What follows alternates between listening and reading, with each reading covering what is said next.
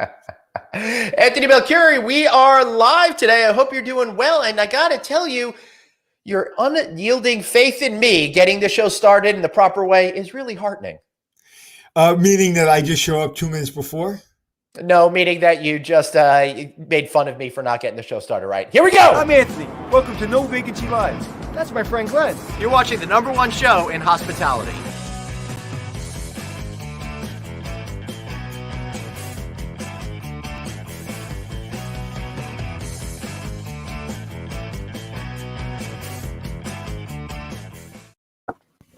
Anthony Belcuri, so great to see you here today. How's it going, my friend? You know what, dude? We're doing this show for such a long time now, and you literally texted me 2 minutes before 12, and you said, "Where are you?" I think that's the first time you ever did that. It was the first time. I'm super anxious today as we're getting ready to go into the Thanksgiving holiday. I just want everything to go super smooth today, Anthony. Yeah. Are we doing the show tomorrow, right? Just me and you talking? We are, just me and you. I'm really looking forward to that. We've got a great guest lined up today, and we'll be bringing in Dr. Andy Cooper from EcoLab any minute. But yeah, Anthony, just tomorrow, me, you, our audience, just shooting the breeze, talking about whatever is on our minds. It should be great. And one thing what's on my mind is that my phone is ringing in the back. I was wondering why you were not as responsive as you normally were. But I will say today, Anthony, I'm coming at you not from the unscripted hotel in Durham. How cool is this property? Our friend Jay Stein of Dream Hotels has been on the show before. We had to get him back. I think that's really a really beautiful product that they have there. Yeah. I absolutely love that. Yeah, are you all right there today, dude? You seem to be like a couple of seconds behind me. You have a technology issue, no, I just have psychological breakdown. No, I just have my answer machine going on in the back. All right. All right. Today we're going to be talking about health and safety and bringing back confidence to customers that are in the hospitality industry. Because, Anthony, as we know, we can do all that we can to create great operations, but without giving people the confidence of a clean, safe, healthy environment in which to stay at, everything else is going to be moot, right? And what I want to know is, what does that mean, right? What does clean and safe mean? Right. So we're going to find out. Let's bring in Mr. Dr. Andy Cooper, SVP of R&D with EcoLab. How do you not know EcoLab out there? One of the foremost companies. And Andy, there's no way I could avoid it. I see your trucks. I see your logos. I see all of that stuff absolutely everywhere. Welcome to the show. Thanks for being here. Well, it's great to be here. And not only to talk about the nerd aspects of it, I use that term fondly, right? We have 1,200 scientists who study this all the time. I'm also traveling quite a lot. I live near Chicago, work in Minnesota, go all around the world. So we've cleaned about 1 billion hotel rooms in 2019 using EcoLab products and services. Some years it feels like those were all my stays. I'm not quite there, but love the opportunity to share about what's happening behind the scenes to give people confidence as they travel and stay again. So let's set the stage real quick. Of course, everybody knows the company EcoLab and what they do, but what they don't know is you've got your PhD in molecular biology. Is that correct, Dr. Cooper?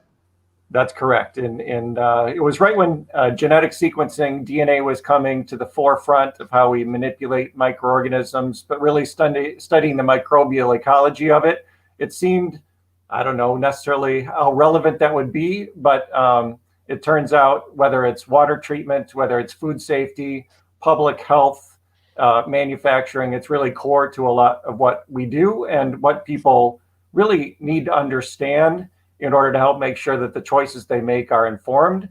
And that particularly in the current context where it's so vital for the world to return and recover from the pandemic that we're in, that we really have a science-backed program. And that's what EcoLab Science Certified is all about. It's a comprehensive food safety, public health program with multiple dimensions that we could share about. And then I think people should really consider as they make choices about the programs they want to use and where they stay, learn, eat, rest, play, etc. So would love to discuss more about that today. Well, I would really like to discuss a couple things. One, airplanes. I feel very safe on an airplane. So I want to talk about that. And number two, do we have to wash our hands all the time? Can I pick this thing up from a counter? Right. Great questions, of course. And yes, we should be washing our hands more commonly than we used to, right? And my greatest hope is that the hand hygiene awareness and other practices that have become now public in the current environment stick around for the long term, because hand washing has always been a good idea and will continue to be a great idea, not just to prevent the COVID virus transmission, but also to prevent the flu, colds, foodborne illness transmission, et cetera. And so I think people have become cognizant now more about how much they touch their eyes, their face, and the importance of hand hygiene. So certainly that's one component of many. You mentioned airline. Yes, I think as people wear masks, they intentionally manage their health in a way where they're not exposing other people's when they know they're ill. I'm certainly confident in going about and traveling in a smart way, right? And then I choose to stay and to fly and to eat at places that then give me confidence in the program. So I know what I'm looking for. We can give those people who view things that they should be looking for as well. Excellent. So let's start at the beginning. All of a sudden, COVID came on the scene. We started to hear about it about a year ago, back in the back pages of the newspaper. It started to become more prominent in our lives. Beginning of the year in February, we were still pretending that it wasn't going to be an issue. Suddenly, it became this stark reality. What were you folks thinking in the R&D department, you and the other 1,200 scientists that are over there, about what you would have to do to suddenly pivot to make sure that all of your great solutions that you've had in place for a long time are not just complementary to what's going on right now, but can handle the situation that we're in? Yeah, great question, Glenn. So this is something that we think about all the time. And of course, we didn't know the pandemic was coming. It's not something we could have anticipated, but we had set all the right protocols and practices in place in order to respond quickly. And we do that in partnership with the EPA. We look at the CDC, FDA guidelines, the World Health Organization. It really is extraordinarily complex, all the different guidelines that need to be followed, and it's key to make those simple.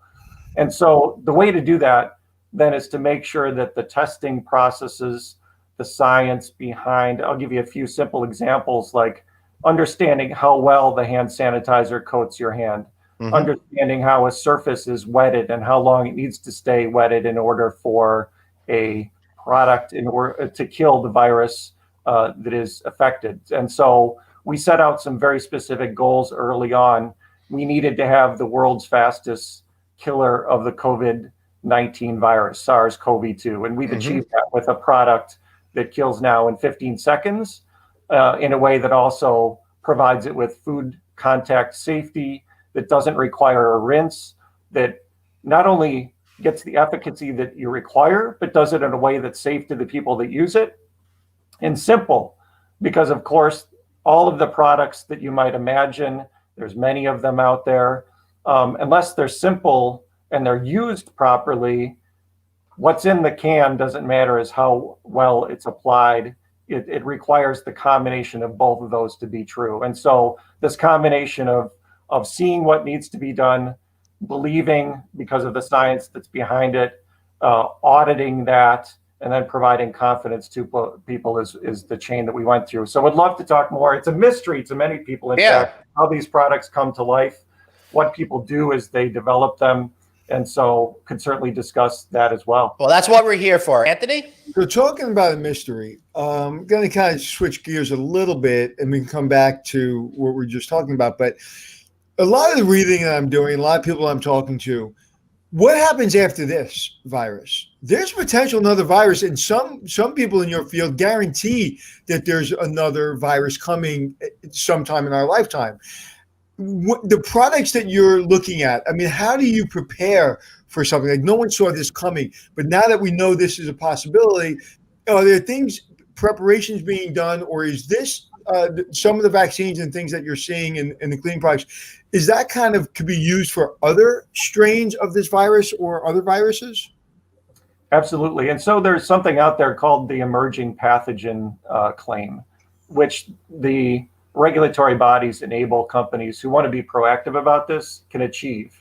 And it really means that we test viruses and bacteria that are difficult to kill, and then because we understand the science, we know that because they kill something extraordinarily difficult, it should kill something easier as well too. And so when these new pathogens emerge, as you said very clearly, they will, we can be prepared. And then as we learn more about what that specific virus or bacteria is, then we can do specific testing in order to understand exactly how well our products perform against it. So and you think there will be another pandemic? You think there will be another pandemic in our lifetime? I think it's only a matter of time. I think it depends upon how we respond to it and how we implement the control measures that we've seen to be effective. Whether it's in our lifetime or not, my lifetime is getting shorter every day. But I would suggest for future generations, right, we want to equip them with the science that's required. And again, it's not only the pandemic, flu, the common cold, particularly who are elderly or immunocompromised. This is a problem every year. And so this doesn't go away. Norovirus is the virus that actually causes most of foodborne illness across the world. And in fact, interestingly enough, some of the products that we now find are extraordinarily effective against COVID, we originally developed for norovirus. So COVID can go away, norovirus will still be here.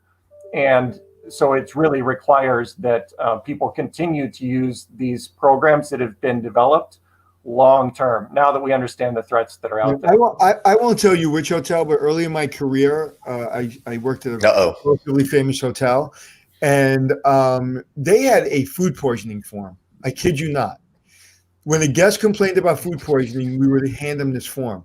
And as a young manager, I was just like, doesn't that kind of tell you we have a problem? Right.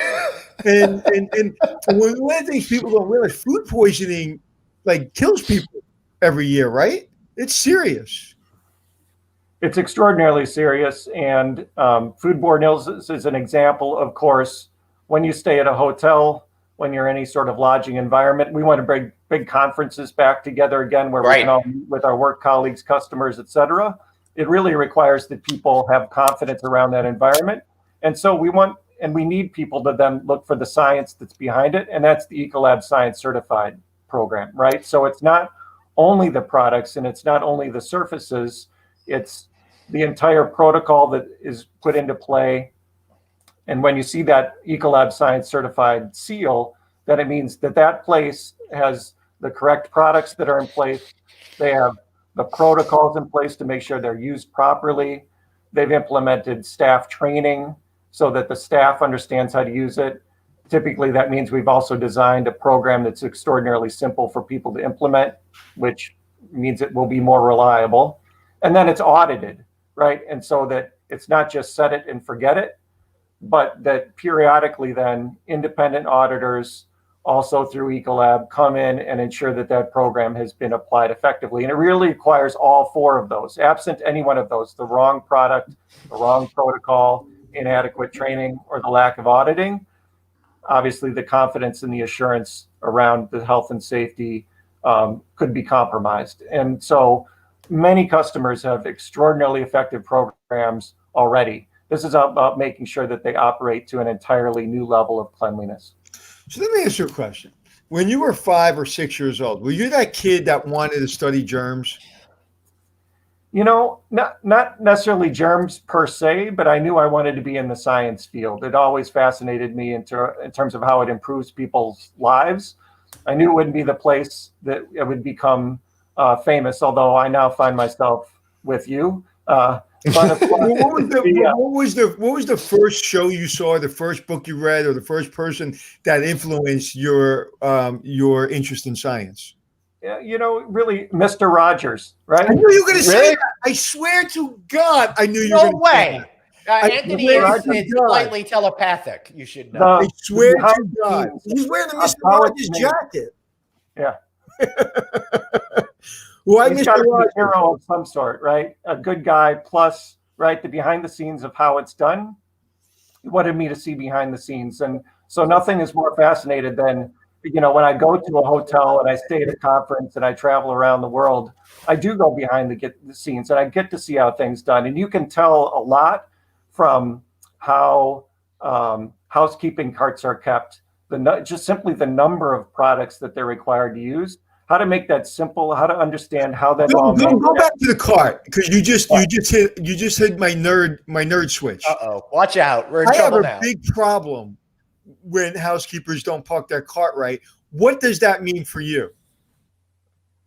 Well, of course, we want to be courteous to people who stay there, and it is sort of meant to be a behind-the-scenes thing. But of course, I intentionally go behind the scenes when I see it, and it's how the on-premise laundry and linen is handled in order to make sure that any risk of cross-contamination, the workflow is appropriate. It's great for the customer because it reduces labor, it decreases linen loss, it makes sure that stains, all of those other issues that create costs are controlled, which translates to a better customer experience. In this environment, it's also important to make sure that it's done safely. In housekeeping, of course, again, we cleaned over 1 billion rooms with our programs in 2019. We need to make sure that that's done most efficiently. If you've cleaned a bathtub and shower enclosure, I've done it many times, and it's not a fun job. And so when we have programs that can do that in a way that's extraordinarily efficient, that leave no residue or trace behind, and also then get the sanitizing and, more importantly, the disinfection effect that we need, that's key. And so we leverage our healthcare and knowledge of what works in a hospital into a lodging or hotel environment in order to increase that standard of disinfection that's really required for practices. So if you look at the cart, back to your question, the simpler that it can be, the more the easier it is to implement. I was working with a customer not that long ago who was working with a variety of different providers. They had a list of at least 30 different chemistries that they were using. And all that, it was great intention, but of course, all that does is guarantee that it's going to be impossible to implement appropriately, because it really only should be a handful of products with a spectrum of activity and focusing on that disinfection effect that's required to do the job. So it's about keeping things simple, and that makes the training and implementation easier. Now, gentlemen, we got some great questions that the audience is already asking that I want to get to. But Dr. Cooper, before we get into that, what is that R&D process like? How does it work? And, you know, how does that born or bear great solutions that we are starting to see roll out in hotels now?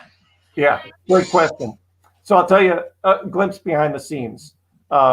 It's not a lot of bubbling colored chemistry and people with goggles, right? People have this image of what it looks like in the lab. It starts off a little bit less visual than that, but it's extraordinarily important because it means going out and visiting with customers. It means seeing the real world and understanding what those needs really are. And from that, we produce what's called a product design grid.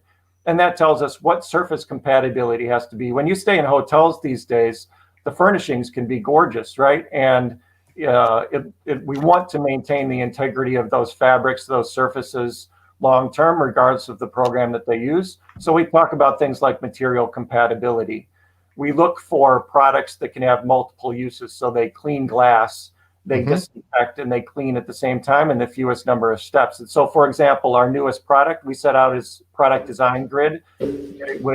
You could use the same product to clean and to disinfect and to use on glass. And that's called our peroxide multi-surface disinfectant cleaner. And that's different from others that you might see that are typically more household use and branded, and they really only disinfect. They don't necessarily clean, which requires that you now add another step. And so part of our product design is fewest number of products, the least number of steps. And so once we go through that product design grid and we've looked at compatibility, we've looked at cleaning and disinfection, we've looked at ease of use, we've looked at safety so that it requires the minimal amount of protective equipment. It can be shipped and transported. It can be stored for a long period of time. Now we can start rationally choosing the chemistry that's going to work most effectively and efficiently for that specific customer environment. And so that's the science behind it. And then we do thousands of tests to make sure that can be repeated. And that's the investment. We spend over 50,000 hours a year. Wow. Just in terms of that development, making sure that the tests we do validate that that product will perform in the field. So, what's the one thing you've learned in the last 10 years that surprised you? You know, it's really to get out early with customers, right? It's not a lab job. Lab is where the action starts. And then we do a tremendous amount of testing even after the products are deployed to qualify for them for new specific materials. When you get luxury vinyl flooring, for example, out, the flooring industry changes quite a bit. We'll renew that testing. When customers get new furnishings, our tech services lab tests the programs that they'll use with EcoLab to make sure that they're effective and compatible. So, but it really is that really intimate understanding of the lodging, travel, restaurant, hospitality industry, and then serving its needs specifically. That's really what EcoLab has done. Can we play a game? I say something and then you respond immediately. Okay, whatever comes to your mind. Ready? This is fun. Ready? Bed bugs. Speechless. Inspection, right? That's a service issue.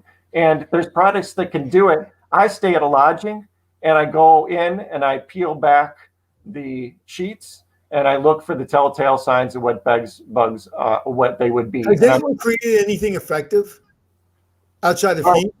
There are certainly programs that are effective at it. Yes. In fact, that's part of what EcoLab does. And not necessarily as an EcoLab commercial, but right, that's a very service, or you need to be vigilant. You need to understand the conditions that allow that to happen so that we can mitigate them and keep them. It's not about responding to, it's about preventing that incident from occurring originally. So yeah, my favorite line is hotels don't have bed bugs. Guests have bed bugs and they bring them to our hotels. There you go.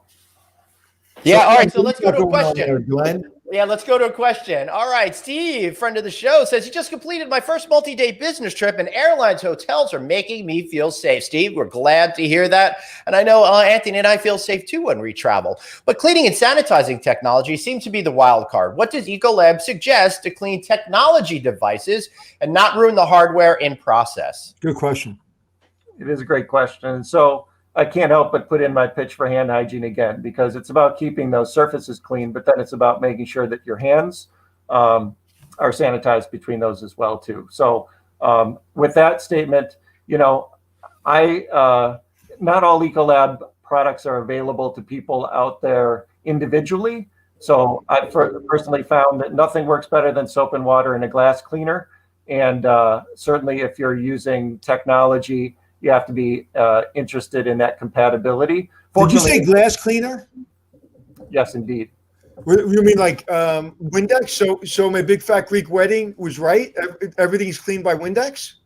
Many things can be solved with WD-40, glass cleaner, duct tape, and a hammer. But I would say, in this case, right, we actually develop products not only that clean glass, but also disinfect at the same time. And so I think that's part of it, right?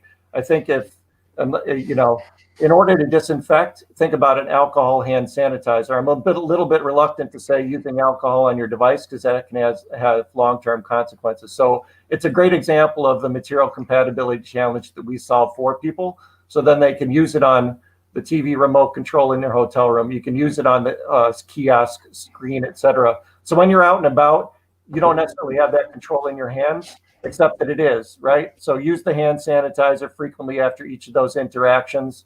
And then when you own your own device, particularly if you're managing a hotel property, others, then we have products specifically that not only clean glass, but disinfect at the same time with the material compatibility you need. Excellent. All right, another great question here. And this is something I think about. Aside from soap and water, are we risk at over-sanitizing our hands to the point where products become ineffective? I thought about this when my kids were little, and I would see the moms in the playground constantly using hand sanitizer on the little kids. And I was always like, play in the dirt because you want to build up some sort of resistance to all these microbes. What is the reality here?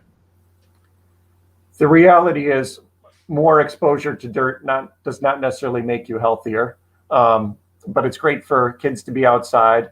I would say, again, hand sanitizing is key. And, from an immunological perspective, it's about taking care of everyone else, right? So the mask wearing, it's not just for you, it's for everybody else around you who you love and who you work with. And so masks work? masks work, really?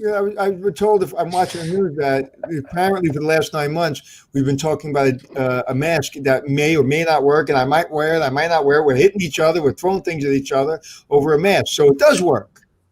I think people are way overthinking it. I think, yes, the mask works, right? You want to contain those droplets that emerge from your nose and mouth, and a mask is an effective part of a multifaceted strategy. And so I'm a mask fan for sure. It's We're the only country on earth that has fought over a mask for 9 months. Not that complicated. It's not. I think it's doing your civic duty, just like a lot of other things that we do in our day-to-day life. And not to get political, but I love when people say the government can't make me wear a mask. They make you get shots when you go to school. They make you wear carry a driver's license. They make you wear a seatbelt.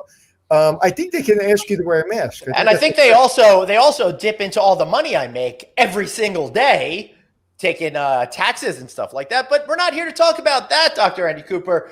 We're here to educate ourselves. So one question that we have: what about cruise ships? Because that business has been on hiatus, right? And they're trying to come back. And even though the government allowed the restrictions to lapse, a lot of the cruises haven't yet gotten back because they have to do, my understanding is that they have to do a land-based cruise to test stuff out. Then they have to do a sea-based cruise to test stuff out. Then they can get going. So is there a different or elevated level of cleanliness and sanitation from hotels that you and the team at EcoLab are thinking about when it comes to cruises? Yeah, certainly. And I would say, fundamentally, the programs aren't different from a lodging or a traditional hotel environment, but a lot of it has to do with population density and proximity, right? And so one of the ways to reduce risk is to, distance people, of course, as we all know and have heard. And of course, in a cruise, that's far more challenging. And so it just really requires that, elevated clean and disinfection. And so absolutely, there's products, there's programs that do that. We develop them and they're deployed, and people can have confidence in them the same that they would in a hotel. But in a cruise, the density, the proximity, the contamination that you get from the population is that much higher, and so our protocols need to be even that more stringent. And so I would say that's an extreme case of really how we try to manage risk throughout all the different facilities that we serve. Of course, EcoLab is also working in grocery stores. We're working in retail. We're working in healthcare. And so the healthcare and disinfection practices that we've learned and translated to other environments applies to cruise as well. Excellent. And I'm going to ask a question, and I don't think this either way. It's just a question. So all those cruise people out there, don't yell at me. Do you think the cruise industry is better suited to wait till there's a vaccine? The vaccination topic is one that's very interesting, of course. And so, I'm a fan of the whole vaccination effort. I think that's key to ultimately enabling the recovery. But it's not one that we're waiting for in terms of implementing the strategies that we know can mitigate risk today. And so the timing that different companies and people have to do their own risk mitigation and calculation sensitivity analysis themselves.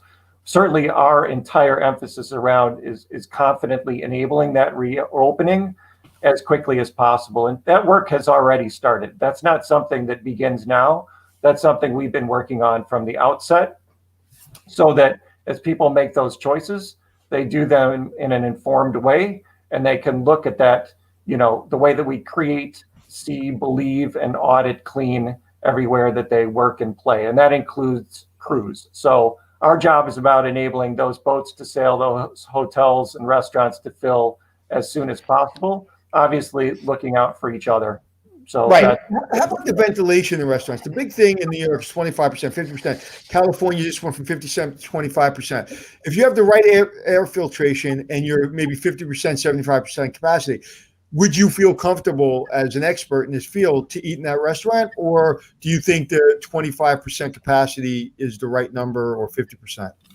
Yes. And so it's a great question. And air is, we know transmission is certainly part of the equation here. I would say with air, there's that air exchange turnover rate. There's the percent occupancy. You can come up with calculations that allow you to calculate the risk approximately. That's more head math than most people want to do. I can tell you that I go to establishments and wear my mask when I'm not consuming a beverage or the food. We do it quite comfortably. That's a personal decision everybody has to make. The interesting part about air, of course, is, again, it has to do with that proximity to people. So Right. density is one factor, but Anthony or Glenn, if we're all sitting 3 at a small table, I'm not sure that it matters what the air circulation rate is doing up in the ceiling. It's a matter of, how close you and I are and the interaction that we're having. And so that continues to be our mantra, is it's that social distancing, mask wearing, and making sure that we respect our kind of social bubbles. But again, assuming we do that, then of course, it's the total environment that is science certified around those people that enables them to have confidence to go back out again. And so again, it's not just about the air, it's about the surfaces, it's about hand hygiene, it's about mask wearing, and it's that total equation that we're solving for. We were at a hotel in Washington. We were having drinks, and every time and dinner, and every time the waiter came over, they wanted us to put our mask on. So they had their mask on, but they asked us to put our mask on, and I didn't find that a problem. I was like, okay, fine. Right. Now, if they asked me every single time I took a bite of food or had a drink, I had to put my mask on when I was talking, I wouldn't go to that restaurant anymore. Because I was already comfortable saying, okay, this is all making sense. But now if I sit down and I literally have to have my mask on talking to people that I feel comfortable being around, that'd be a problem. So I felt better, the waiter coming over, we have to put our mask on, keeps everybody safe. So I felt fine with that. But there are some measures where it would be a bridge too far. And if I had to keep my mask on the entire time I was eating and just when I took a bite of food, I would just stay home. Certainly people are figuring out how to navigate that. To me, the duty to put on a mask when my wait staff comes over is not too big of a price to have, No. a meal out with my family or get together with my buddies for a drink. So that works for me. Yeah, I was with Glenn. I wish I was with a buddy. I was with Glenn. I know. I know. It's a shame. But what are you going to do? I know I'm just happy for any human contact at all. So when Anthony allows me to hang out with him, I'm very happy about that. So what we're really talking about is it's not just having the right protocols in place, but it's making sure you create confidence amongst the hotel consumer. So how do you combine having the right protocols to create and instill that sense of confidence in there? And while we're doing that, I think we got a quick little 17-second video. Let's take a look at that while you think of that answer.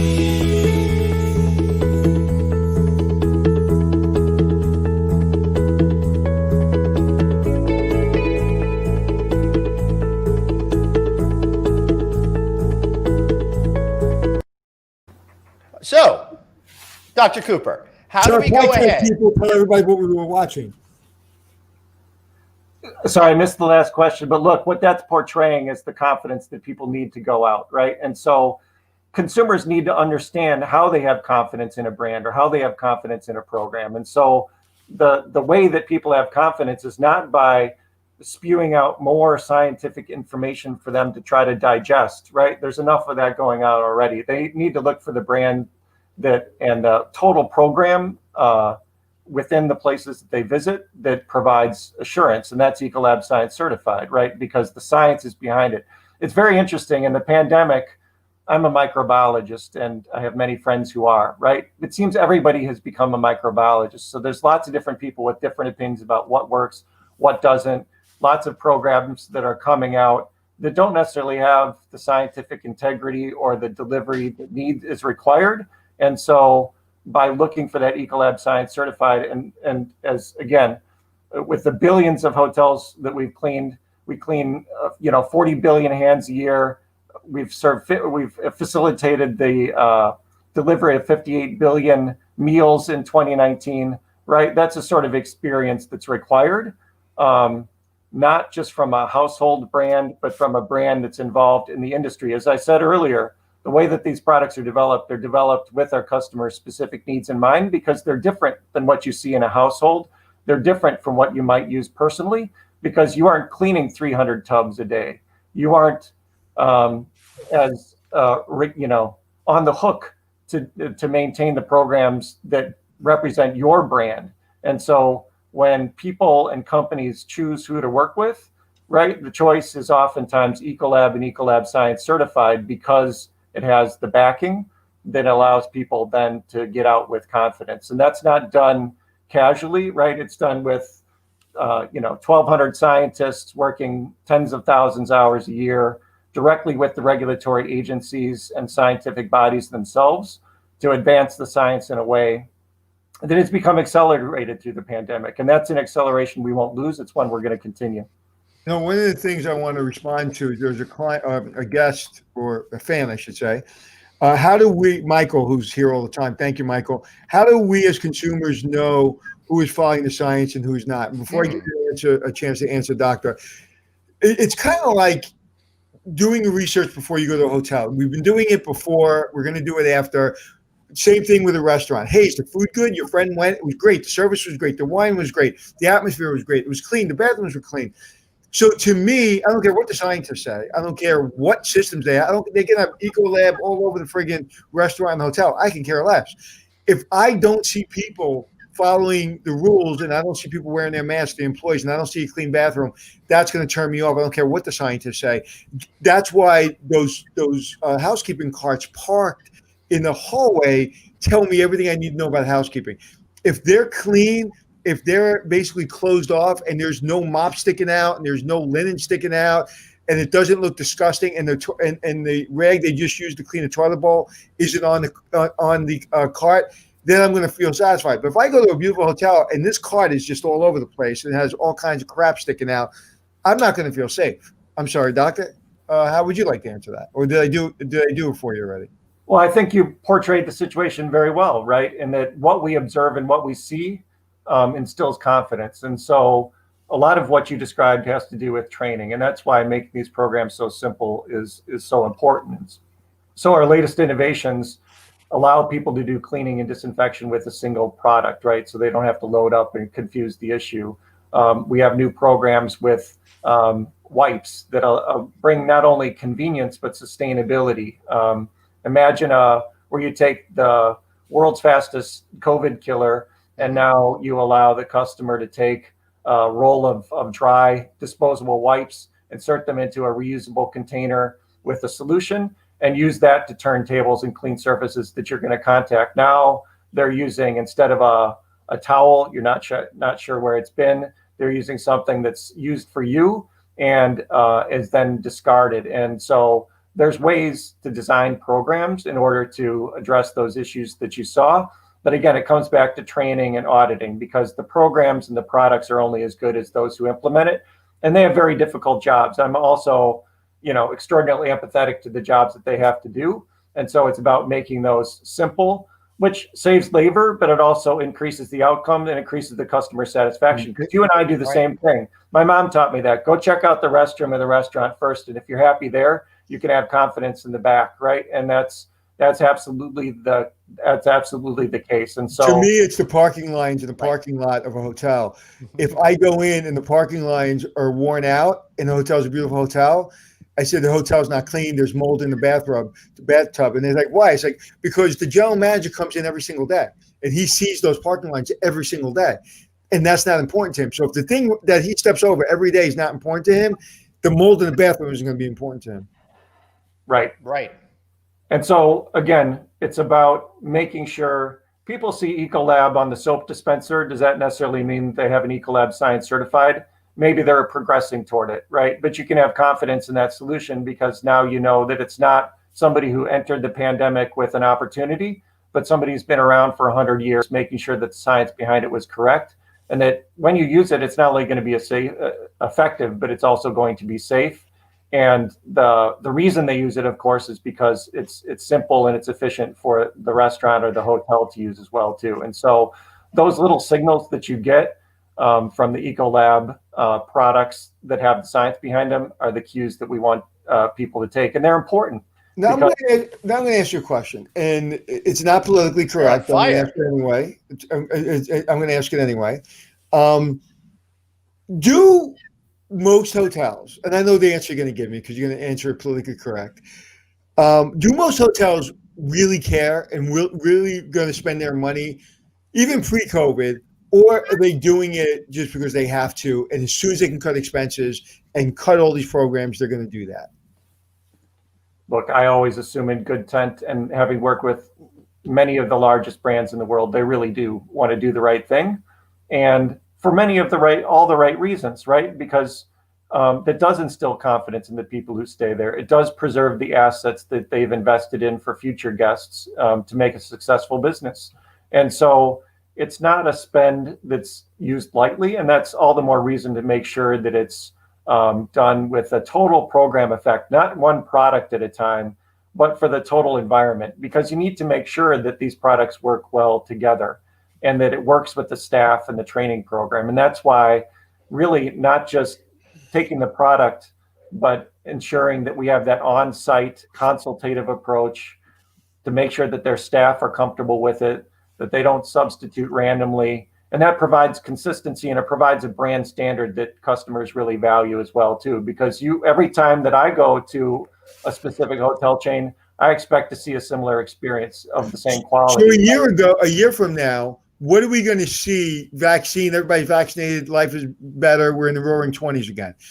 What happens with the things that consumers can see? Hand sanitizing stations, masks, plexiglass between everything. Like some of those plexiglass or those glass between the guest and the front desk look pretty and they're ornate and they're fine. Are we going to see that, or you think that's all going to go away? Some of it will go away, but people have been walking by our hand sanitizer stands for years, right? It's right. All the appropriate places, and now people are actually using it. And that's what we need to continue, right?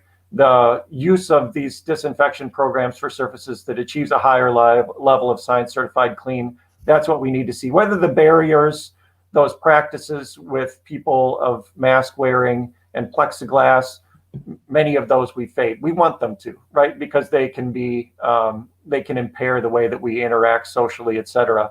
But those other fundamental practices, no, and for all the right reasons, again, because they're not just pandemic related, they're related to the health and safety that we enjoy every day, and they protect against the flu, cold, norovirus, et cetera. So it'll be a mix, right? But maybe it's it's one microbiologist fantasy to think that this is going to click with everybody and it will be sustained. It's also the reason why the message that you're carrying and we're sharing today is important for people to hear, so that the relaxation doesn't happen and we keep up those practices that we always knew to be important. Right. And this is just impressed upon. So Glenn, we now know what doctors like Andy dream about. Right? It's a little too sexy for me. I try to keep my dreams not that exciting. But I got to tell you, Doc, I do think a significant portion of the population will continue along with the protocols that they've adapted to in this period of time, right? If you look at a lot of Asian cultures, mask wearing is pretty normal. So I think there's going to be a heightened participation in that activity way beyond when COVID is in the rear view mirror. I've got a great question from friend of the show, Daniel. What is your favorite EcoLaid product of all time? I mean, this is really asking you to choose between your favorite children here, but it has to be asked anyway. Yeah. No, well, it's a great question. And I would say there's one, and it happens to be our most recent, but it's for good reason. And that's because technology is always improving. And so it's not miracle, it's science, right? But the new sink and surface cleaner sanitizer really has been a fantastic invention. It really is. I don't use it lightly, but I would say groundbreaking in the industry, because as a concentrate or as a ready-to-use product that provides different ways for our customer to use it in a way that's very economical, and it's also more sustainable because now it's diluted on site in a very accurate and precise way at very large facilities to be used. It's food contact, no rinse feature means that it's extraordinarily simple. It saves labor. It can be done correctly each time. And then its SARS-CoV-2 killing is demonstrated at 15 seconds, which is amazing.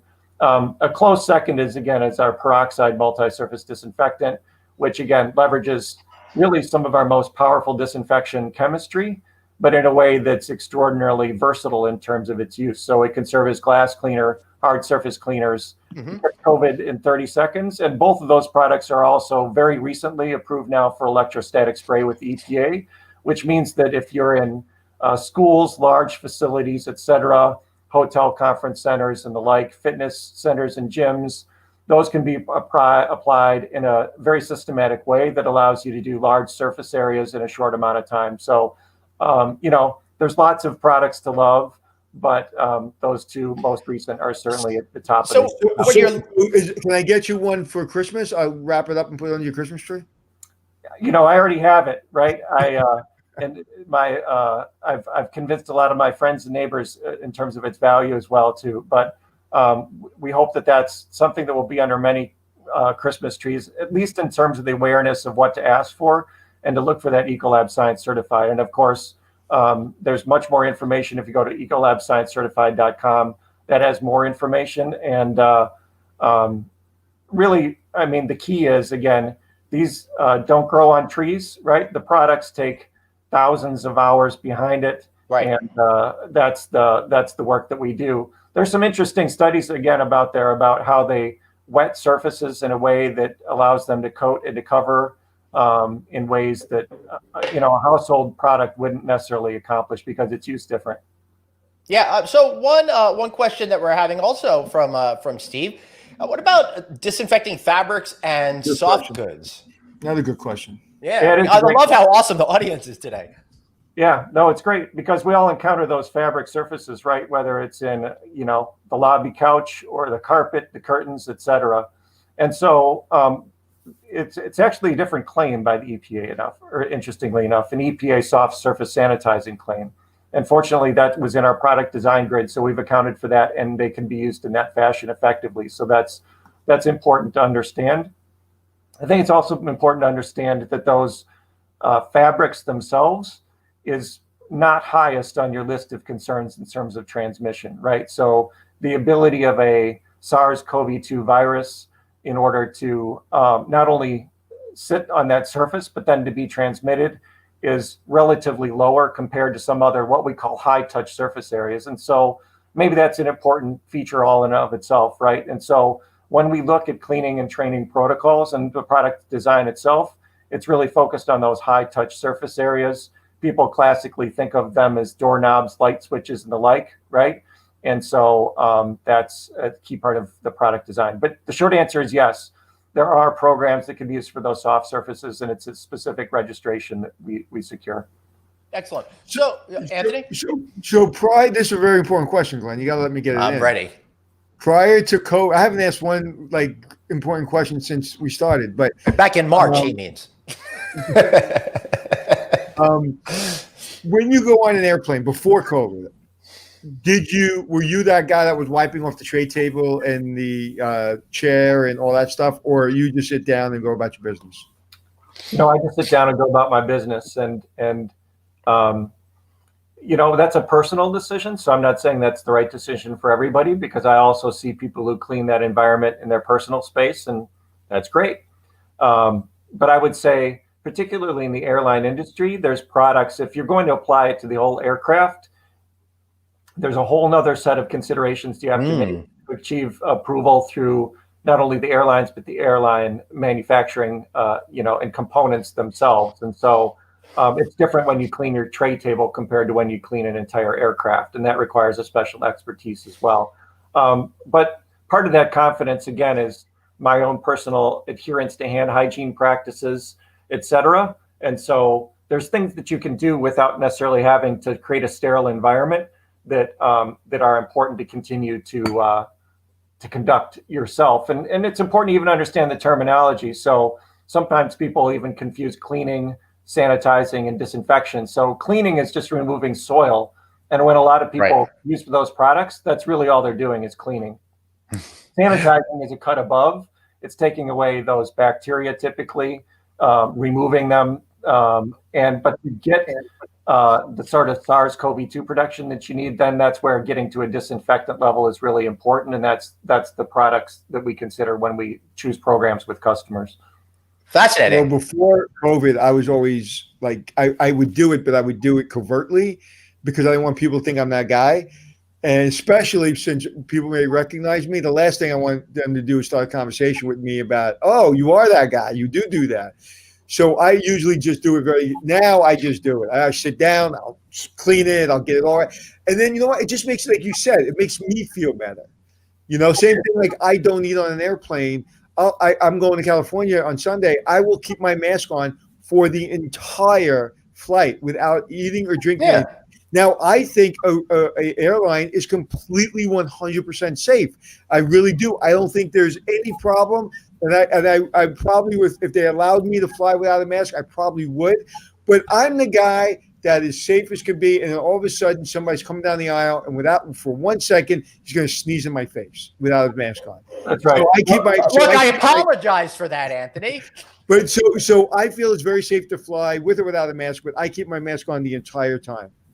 Yeah, well, I'm glad the stigma's been removed, because you shouldn't feel, ashamed or embarrassed or feel as though you need to hide that. But what we want to create is the environment where you don't feel like you need to, right? Because you know that you're staying at a place, flying with a place, eating at a place that's used. Staying in a place that has the program that you need, so that you can do that if you want, but you don't really need to. And unfortunately, many of those practices people implement feel good. That's worth something. But unless they're really getting the disinfection, the actual risk mitigation that it provides, difficult to say. But so if you look for EcoLab Science Certified, then maybe you don't have to, right? Right. Has there been any example where somebody ate something and got COVID, like somebody sneezed on an apple and got COVID? I mean, I didn't see any evidence. I haven't heard that. In the beginning, people were nervous. So is that like you can't get it from eating something? I don't wash my grocery cereal box before we take it out of the store, right, and so forth. And so again, people. Did you in the beginning when it first started? No, I didn't. Oh man, I watched everything. Yeah. Well, people want to mitigate the risk. They want to do the right thing, right? But I would say some of that probably went a bit overboard. We found a better balance of what really creates the risk. And so those personal interactions, contact tracing is far more important than cereal box tracing in terms of where you get it. So I would say that's key to understand. But again, I think people make those choices, and they do it with the best intent. What we try to do is guide those with science, and that science says that that hand hygiene, the mask wearing, and making sure that you have disinfection of those high touch surface areas is a more important feature of your program. So before we wrap up into some final thoughts, Andy, I'm really curious as to what you are most excited about with the merging of science and technology in the future. How is that going to change your job? Does it make it easier? Does it make it more difficult? How are you putting that all together, and what excites you most about the future of solving all of these problems? Yeah, whether it makes my job easier or more difficult is sort of irrelevant. We want to make our customers' jobs easier, right? So that they can fulfill what is going to be most effective in terms of mitigating the risk for themselves and for their customers, using the programs that they can have confidence in without having to do the science themselves. So I'm most excited about being able to tell the science story about all the different sorts of tests that are done, the way that surfaces are treated, the way that chemistry is used most effectively. And it's a specialty. It's not something that everybody does. It's not something that every product you pull off the shelf can achieve. And so the product development that happens in the laboratory really is important. And it's most important then when we translate that to specific customers. So I'm excited about really a future where the scientific integrity of the programs that maybe wasn't a feature of their selection in the past now is, and to partner more with customers in terms of the training and on-site implementation, because it's not always easy to know exactly how you do it. You mentioned earlier just the workflow, right? Is the rag that I used on this one that I can reuse on the next substrate or this next surface or operation? And the answer is oftentimes no. And so making sure that those use patterns are effective are incredibly important. So we encourage people to learn. You know, our best partners, our best customers are ones who are educated. We like to be part of that education process. That's part of it as well. Excellent. Last question from the audience over here. How does Ecolab feel about chlorine dioxide solutions? I don't even know what that is. You can tell this guy's a hotel general manager. That's great. So chlorine dioxide, ClO2, is actually a gas typically that's dissolved in water. It can be generated very, multiple ways using chemistry, electrochemistry, et cetera. And so it's part of the Ecolab portfolio, we found that its most effective spot is actually in water treatment. And so in other environments, in terms of cleaning, sanitizing, disinfecting surfaces, because of the chemistry itself, as I said, it's a gas, it can be difficult to manage. It can be fleeting in terms of activity, and its shelf life can be more difficult to manage. Now, it's an effective killer, but you have to put it in that context. And remember that chlorine dioxide kills, it doesn't clean. And so and you can't disinfect and you can't sanitize an unclean surface. And so chlorine dioxide question, it's a smart question, and it can be an effective chemistry. But the unfortunate part is it only does one portion of what you really need. And in water treatment, if you're disinfecting and trying to kill bacteria, that's great. If you're cleaning a surface, it's really not going to help you. And so you need a combination program that's not dependent on chlorine dioxide chemistry alone.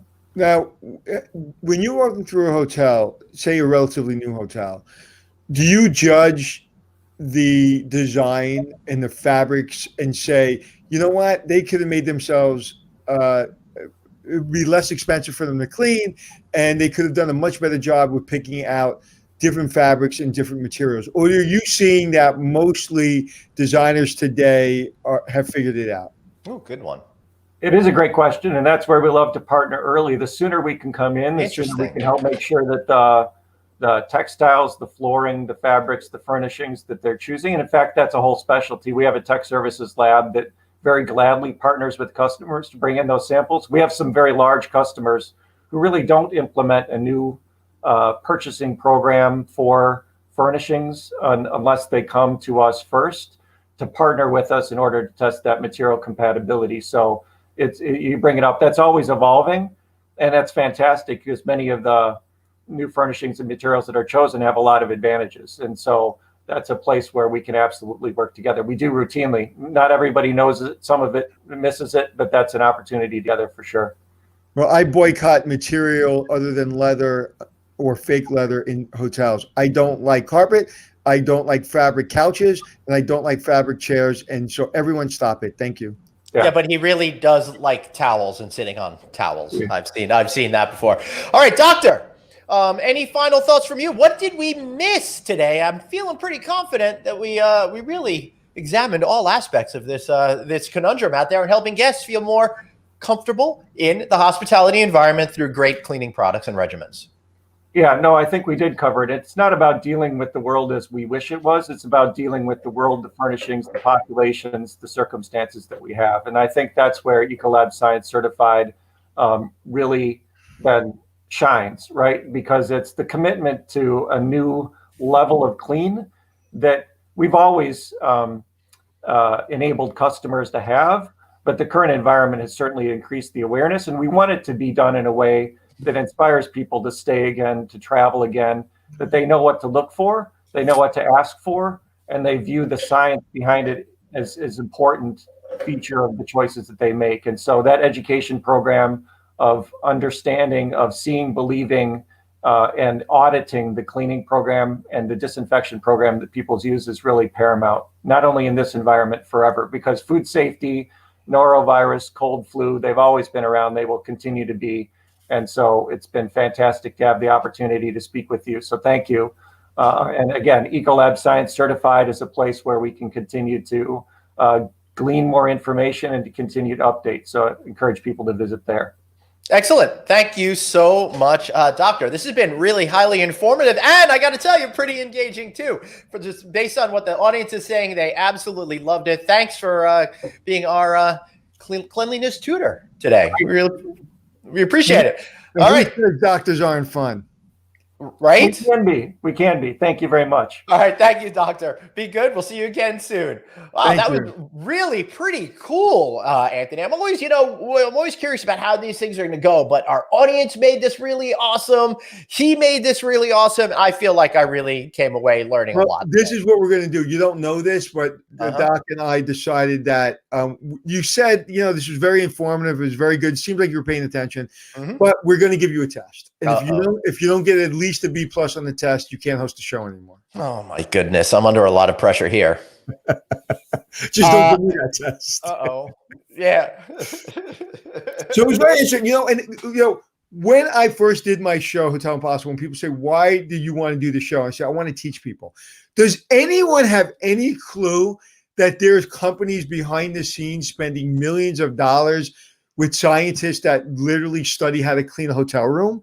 Like this is fascinating. So I'm still completely 100% convinced that whatever job you want, whether it be opera singer or you want to be, a doctor that studies germs all day, or you want to be an astronaut, I can find you a job in the hotel business. Yeah, I like that. And hey, I think that's great. And speaking of jobs, we're going to be doing a job fair on December 14th, I believe it is. Producer David will pop up if I'm wrong. So we're really looking forward to doing that one. Great. I got confirmation. We are doing it then. That's going to be a fantastic show.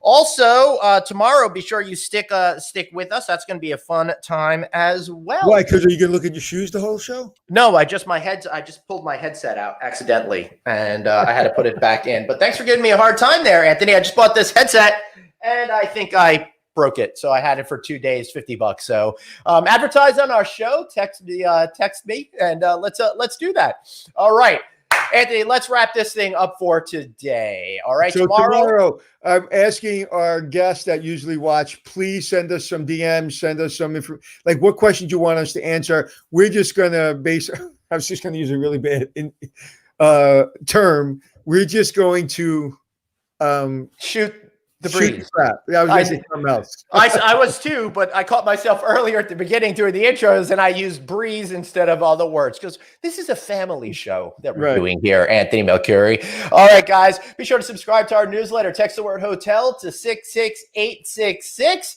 Catch Hospitality Success every Thursday, but not this Thursday because Anthony and Jeremy are taking off for Thanksgiving. Do we have anything specific to look forward to when it comes to your show Thursdays at 3:00? I cannot hear you. You are muted, I said Anthony. Hotel Impossible behind the scenes. What can be better than that? Nothing. Nothing. Did you get turkey yet? And how big is your turkey? My turkey is 11.78 pounds. How big is your turkey? I don't know because my wife bought it.